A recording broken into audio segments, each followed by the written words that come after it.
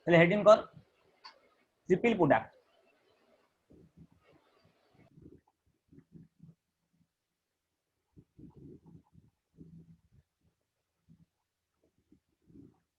ঠিক আছে, তাহলে আমরা এখন কি করব, তিনটা ফ্যাক্টরের মধ্যে প্রোডাক্টটা করব, এ বি সি, তিনটা ফ্যাক্টর থাকবে।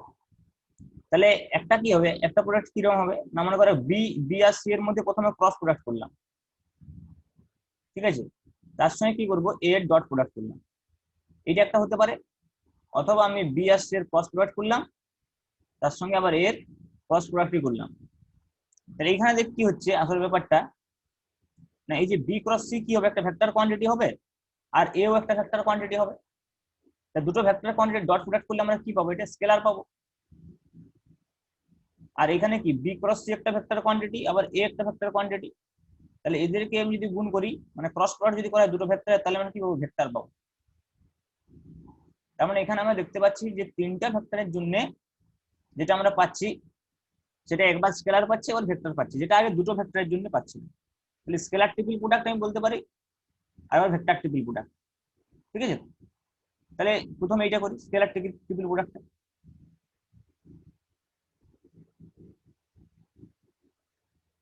তাহলে ফার্স্ট আমরা হেডিং করি scalar triple product.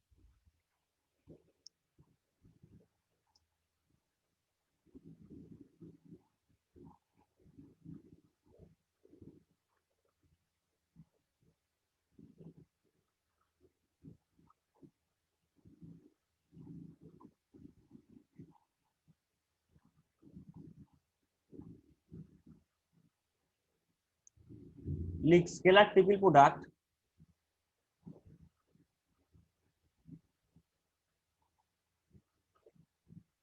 between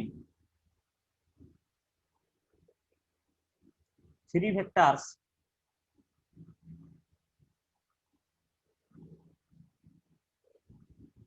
A, B and C is defined as, is denoted as লিখতে পারি, is denoted as A dot B cross C. Okay, A dot B cross C sir আমরা define করব। Sir এখন এই A dot B cross C আমি যদি geometrical significance বলি, তাহলে সেই জিওমেট্রিক্যাল সিগনিফিক্যান্সটা কি? এই জিওমেট্রিক্যাল সিগনিফিক্যান্স কি রয়েছে?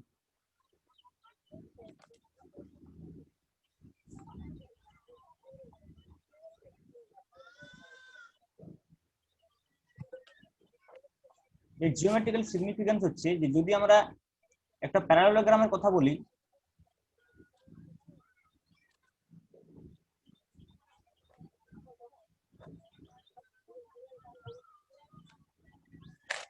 যেমন প্যারালাল পাইপ,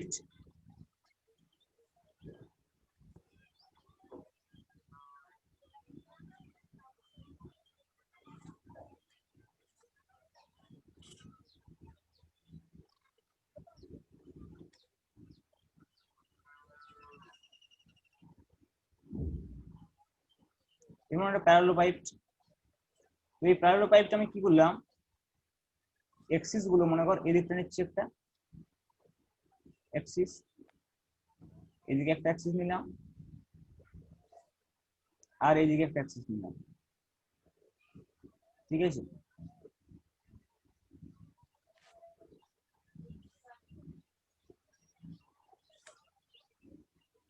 তাহলে মনে কর এটা এ, এদিক বরাবর আমি যদি এ বাহুটা নিই, সাপোজ এদিক বরাবর বি বাহুটা নিলাম, বি ভেক্টর দিয়ে এটা প্রকাশ করলাম, আর এটা সি ভেক্টর দিয়ে প্রকাশ করলাম, আর এটা অরিজিন। তাহলে A dot B cross C কি বোঝাবে, এই যে প্যারালাল পাইপটা এর ভলিউমটাকে বোঝাবে। তাহলে এখানে আমি লিখতে পারি যে এ ডট বি ক্রস সিটা হচ্ছে আসলে কি, ভলিউম অফ প্যারালাল পাইপ।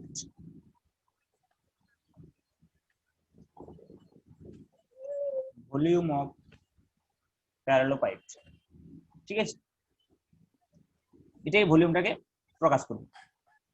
এবার যেটা ব্যাপার সেটা যদি এটা ভলিউমটাকে প্রকাশ করে তাহলে কি বোঝাবে ওদের? ব্যাপারটা হচ্ছে যদি মনে কর এমন হয় যে এই A dot B cross C equal to 0 হয় কোনো কারণে, যদি মনে কর বের হয়, সাপোজ ধর আমি বলছি যে এ ডট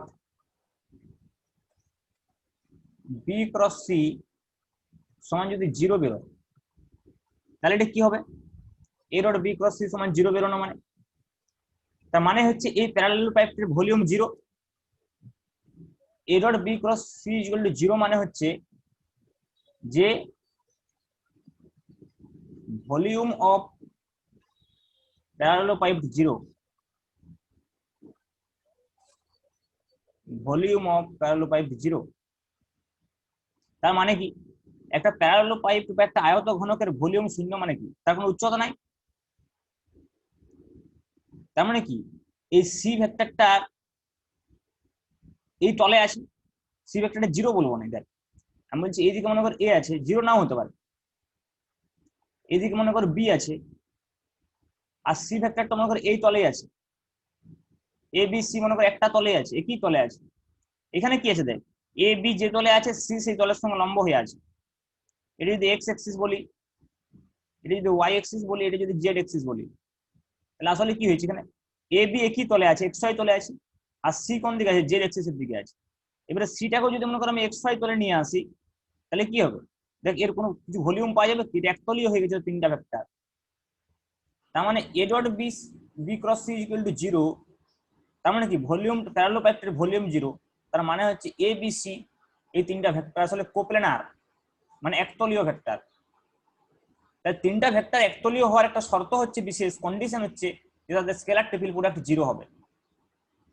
তাহলে এটা কি ইমপ্লাই করছে? এটা ইমপ্লাই করছে A vector, B vector and C vector আর কোপ্লেনার,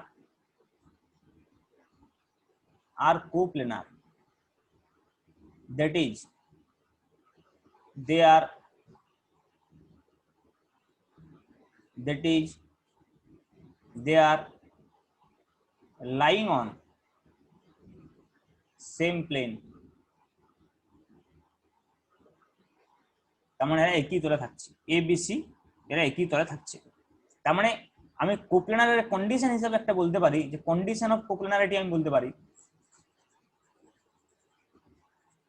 এখান থেকে। তার মানে আমি কন্ডিশন অফ কোপ্লেনারিটি বলতে পারি, কোপ্লেনারের condition.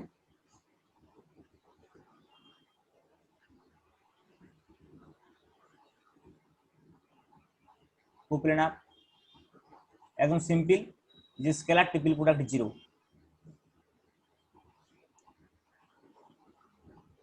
Scalar triple product 0।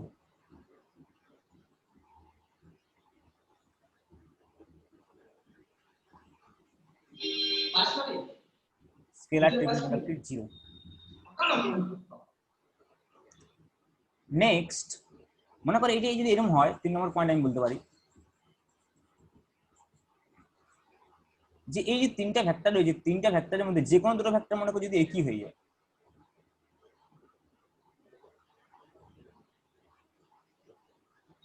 A dot B cross C, এটা হচ্ছে স্কেলার ট্রিপল প্রোডাক্ট। এইটাকে অনেক সময় বক্স এবিসি এরকম ভাবে প্রকাশ করা হয়, বক্স এবিসি, এবিসি লিখে এরকম বক্স দিলে সেটাকে আমরা স্কেলার ট্রিপল প্রোডাক্ট হিসেবে ডিনোট করি। বক্স এবিসি অনেক সময় বলা হয়, বলে যে বক্স এবিসি ইকুয়াল টু 0 মানে হচ্ছে যে ভেক্টরগুলো কোপ্লেনার, যেটা আমি একটু আগে বললাম।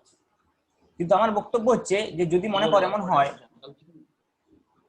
যে এই তিনটা ভেক্টরের মধ্যে যে কোনো দুটো ভেক্টর মনে করে ইকুয়াল হয়ে যায়,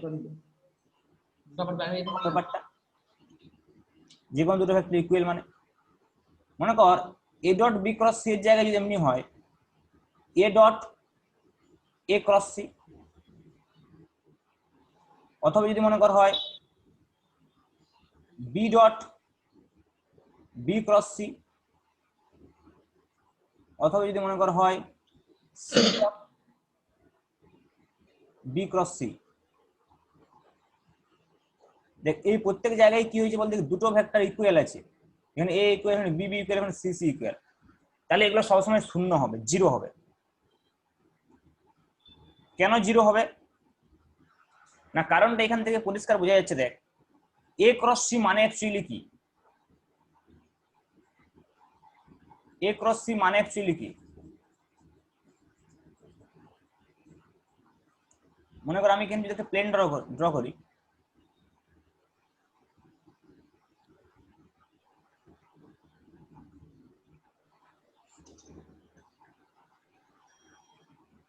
এটা মনে করো একটা যে কোনো প্লেন,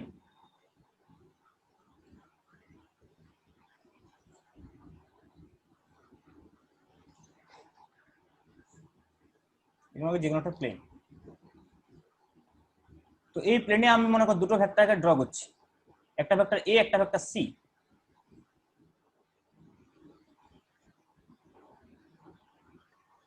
তাহলে এইদিকে মনে করো এ ভেক্টরটা সাপোজ রয়েছে, আর এইদিকে মনে করো সি ভেক্টরটা সাপোজ রয়েছে, ঠিক আছে। তাহলে এইটা হলো এ ভেক্টর, এটা হলো সি ভেক্টর। তাহলে এ ক্রস সি কি হবে, ক্রস প্রোডাক্টের নিয়ম অনুযায়ী এ ক্রস সি যাই ভেক্টরই হোক না কেন, সাপোজ আমি ধরলাম A cross C equal to P vector, আমি ধরে নিলাম A cross C equal to P vector, তাহলে সেই পি ভেক্টরের ডিরেকশন কোন দিকে হবে না, এই যে তলটা যে তলে এ সি রয়েছে সেই তলের সঙ্গে লম্ব, তার মানে এইটা হয়ে যাবে পি ভেক্টর, এইটা হয়ে যাবে পি ভেক্টর। ওকে, এবারে আমরা কি করছি, A dot A cross C এটার মানে কি, A dot A cross C মানে আসলে এ ডট পি হয়ে গেছে, এ ডট পি হয়ে গেছে। কেন এ ডট পি হয়ে গেছে, কারণ এ ক্রস সিটাকে আমি এখন পি ধরেছি, এটা এইদিকে ডিরেকশন। এবার দেখ এ আর পি এর মধ্যবর্তী কোণ কত, অ্যাঙ্গেলটা কত হবে 90 ডিগ্রি। কেন, এরা যে প্লেনে আছে এই ভেক্টরটাই তো সেই প্লেনের সঙ্গে লম্ব, তাহলে এ আর পি এর মধ্যে অ্যাঙ্গেল যদি 90 ডিগ্রি হয় তাহলে কত হবে, এ ইন্টু পি ইন্টু cos 90, তাহলে cos 90 সমান কত, 0। বুঝা যাচ্ছে ব্যাপারটা? তার মানে দুটো ভেক্টর ইকুয়াল হয়ে যাওয়া মানেই সেখানে প্রত্যেক সময় এই সিচুয়েশনটা তৈরি হবে। এখানেও তাই হবে। দেখ বি ক্রস সি যে প্লেনে থাকবে, বি সেই প্লেনের সঙ্গে লম্ব, বি যে প্লেনে থাকবে, বি ক্রস সি ভেক্টরটা সেই প্লেনের সঙ্গে লম্ব। মনে করো এটা এখন এটাকে কি দিয়েছিলাম, এ সি লিখেছিলাম, এবার এটাকে যদি মনে করো আমি বি লিখে দিই, সেকেন্ড কেসটা কি করে পাবো, এটা যদি মনে করো আমি বি লিখে দিই তাহলে বি ক্রস সি পাবো। এবারে বি ক্রস সিটাকে যদি আমি পি ধরি তাহলে এরপরে সেই এইটা পি হয়ে যাবে, তখন তাহলে বি ডট পি হয়ে যাবে এখানে। এবার আবার দেখ বি ডট পি যদি বলি তাহলে বি এর সঙ্গে পি আবার 90 ডিগ্রি, তার মানে 0। সিমিলারলি এটাও হবে যে বি ক্রস সি এটা, এবারে বি ক্রস যদি পি বলি তাহলে কত হবে, সি ডট পি, আবার দেখ সি ভেক্টর এটা সি এর সঙ্গে লম্ব, তাহলে 0। তার মানে এই যে আমি বক্স এবিসির কথা বলছি, এই বক্স এবিসি যে কোনো দুটো ভেক্টর যদি ইকুয়াল হয়ে যায়, যে কোনো দুটো ভেক্টর যদি ইকুয়াল হয়ে যায় তাহলে সেটা সবসময় 0 হবে, বক্স প্রোডাক্টটা 0 হবে। এবারে দেখ এই যে আমি যেটা বক্স এবিসি লিখেছি মানে A dot B cross C লিখেছি, এর অর্ডারটাকে যদি আমি একই রাখি, এর অর্ডারটাকে যদি আমি একই রাখি, কিরকম অর্ডারটা, মনে কর এটা আছে আমার এ, এটা হচ্ছে বি, এটা হচ্ছে সি। মনে কর আমি এই অর্ডারে সবসময় লিখতে চাইছি, এই অর্ডারে ক্লক ওয়াইজ অর্ডারে লিখতে চাইছি,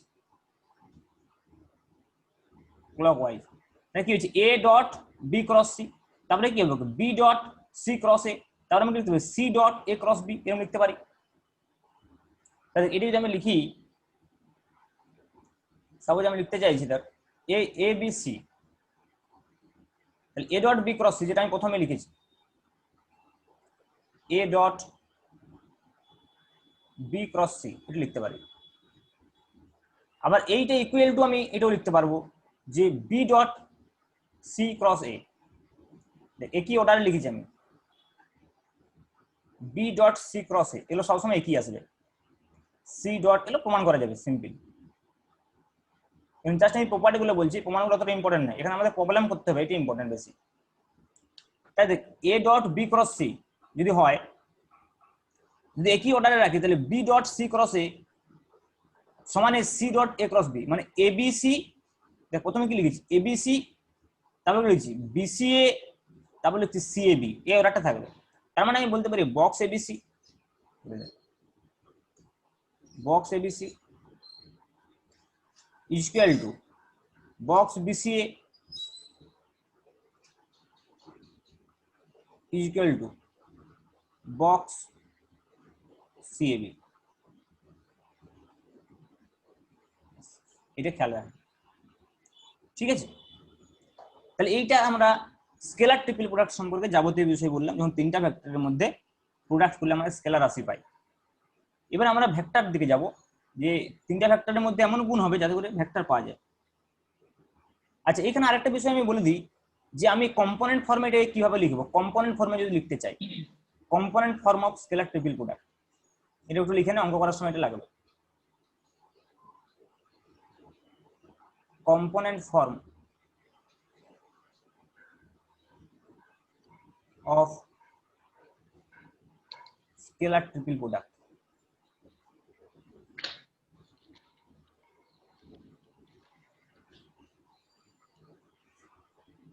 component form of scalar triple product.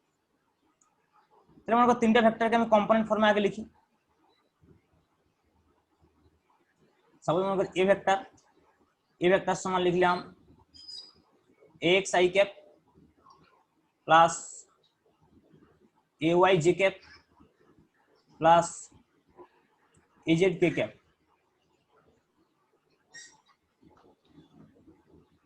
B vector সমান লিখলাম মনে কর B X I cap plus B Y J cap plus B Z K cap. C vector সমান লিখলাম C X I cap plus C Y J cap plus C Z K cap. তাহলে আমি A dot B cross C ডিটারমিনেন্টের ফর্মে লিখতে পারবো।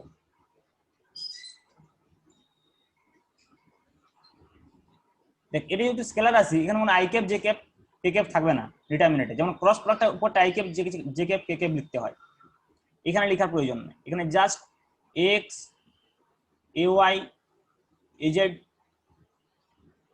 Bx B Y B Z C X C Y C Z, এই ডিটারমিনেন্টটাকে সলভ করলেই আমার A dot B cross C এর যে ম্যাগনিটিউড সেটা চলে আসবে।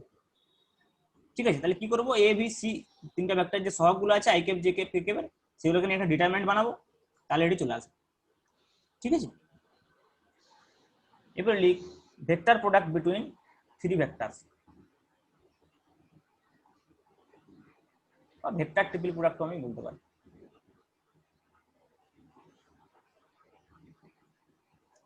আর তুই একটা কথা বলি শুন, এই জুমে 40 মিনিট ফ্রি মিটিং, মানে 40 মিনিট পরে এটা অটোমেটিক কেটে যাবে, তারপরে আবার একবার আমাদেরকে জয়েন করতে হবে। ঠিক আছে, 40 মিনিটের বেশি মিটিং করতে গেলে টাকা দিয়ে কিনতে হবে, ফ্রি দিবে না। তো আমরা দুবার জয়েন করে নেবো। তাহলে ভেক্টর ট্রিপল প্রোডাক্ট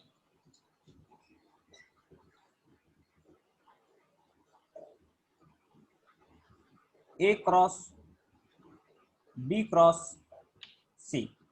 দেখ এইটা একটু ঝামেলা আছে। কি ঝামেলা আছে, প্রথমে তোকে বি আর সি এর মধ্যে আগেরটা কি ছিল, আগে ছিল ডট প্রোডাক্ট, সুবিধা ছিল সবসময় ডট ক্রস প্রোডাক্ট ঝামেলা ডট প্রোডাক্ট থেকে। দেখ এখানে বি সি, তাহলে বি আর সি এর মধ্যে ক্রস প্রোডাক্ট করে দিলাম প্রথমে, যদি আমরা এমনি করতে চাই ওই ডিটারমিনেন্টটা না করে। ডিটারমিনেন্টটা কি একটা টেকনিক তাড়াতাড়ি করার জন্য। মনে করো আমি যদি ডিটারমিনেন্টটা না করে এমনি করতে চাই, আমি কি করবো, এখানে বি ক্রস সি আগে নির্ণয় করবো, তারপরে তার সঙ্গে এ ডট প্রোডাক্ট করবো। কিন্তু এইখানে সমস্যাটা কি বল দেখি, তাহলে আগে আমাকে বি ক্রস সি নির্ণয় করতে হবে, দিয়ে তার সঙ্গে এ এর ক্রস প্রোডাক্ট করতে হবে, তাহলে আবার বড় হবে, দুবার ক্রস প্রোডাক্ট মানে। তো তার জন্য এটাকে একটু সিম্পলিফাই করে নেবো। কিরকম সিম্পলিফাই, যদি আমি দেখি যে এরকম ভাবে এটাকে লিখি, যে এই প্রথমেরটা লাস্টেরটা যদি আমি ডট প্রোডাক্ট লিখি, কত হবে এ ডট সি, বিটাকে পাশে লিখলাম বি ভেক্টরটাকে, মানে বি ভেক্টরটা যে সহগ হবে সেটা হবে এ ডট সি, এটা স্কেলার হবে A dot C, minus A dot B লিখবো,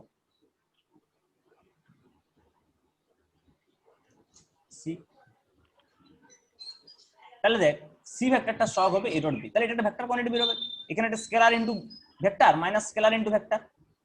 এবারে দেখ যদি আমি এটা প্রুফ করতে চাই, প্রুফ করতে পারবো। মনে কর এ বি সি আমি তিনটা ভেক্টর ধরলাম, X A Y A Z B X B Y B Z C X C Y C Z, দিয়ে আমি রাইট হ্যান্ড সাইডটা করলাম A dot C into B করলাম, A dot B into C করলাম, আর লেফট হ্যান্ড সাইডটা cross product করলাম, তাহলে মিলে যাবে। কিন্তু আমাদের এটা মিলিয়ে তেমন কিছু লাভ নাই, জাস্ট কয়েকটা ডট প্রোডাক্ট আর ক্রস প্রোডাক্ট হবে।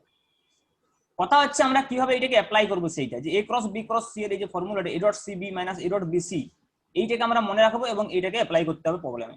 এটা হচ্ছে এখানে মেন উদ্দেশ্য, ঠিক আছে? তাহলে আমরা দু একটা প্রবলেম করি, তাহলে বুঝতে পারবো আর ব্যাপারটা।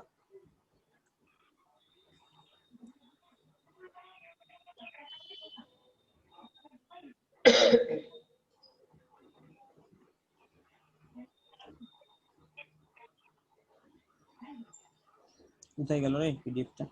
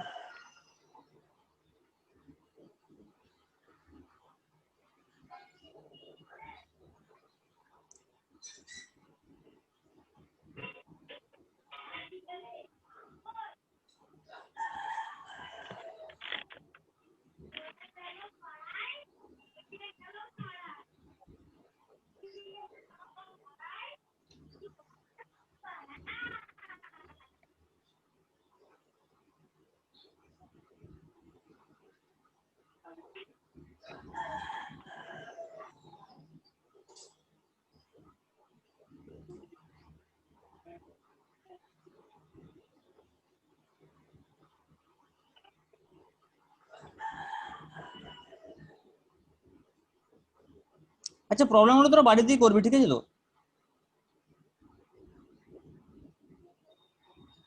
প্রবলেমগুলো তোরা বাড়িতেই করবি, আমি বলে দিচ্ছি এক্সাম্পলে কোন কোন প্রবলেমটা করতে হবে এখান থেকে। ট্রিপল প্রোডাক্ট, ট্রিপল প্রোডাক্ট লিখে নে, ক্যালকুলেশনটা এখানে করে কিছু লাভ, আমি নিজেরাই করতে পারি।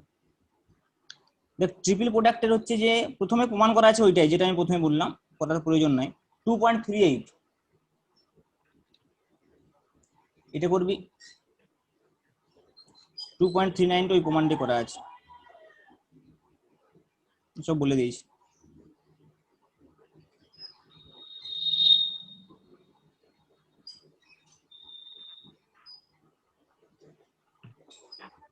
জিওমেট্রিক্যাল প্রবলেমগুলো আমাদের দরকার নেই, ইকুয়েশন অফ প্লেন টেন হ্যান্ড যেগুলো যেগুলো দরকার আমি বলবো।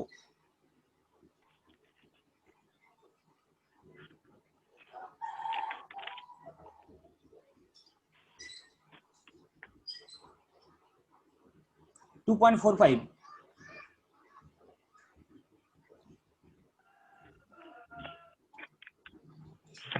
2.45